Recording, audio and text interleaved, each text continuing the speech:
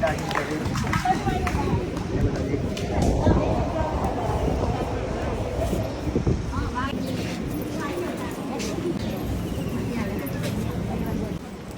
આનંદપુરા અંબોડ સમસ્ત ગ્રામજનો તરફથી મિની પાવાગઢ માણસા તરફથી કેટલી રકમ છે? 31,000 રૂપિયાનો રોકડ સહયોગ પ્રાપ્ત થાય છે. થેન્ક યુ સમગ્ર ગ્રામજનો. તો આપણા વડીલ બાઓ માટે 83 સાડી છે અને 21 પેન્ટ પીસના કાપડ છે. તો થેન્ક યુ સમગ્ર યોગદાન બદલ. Thank you.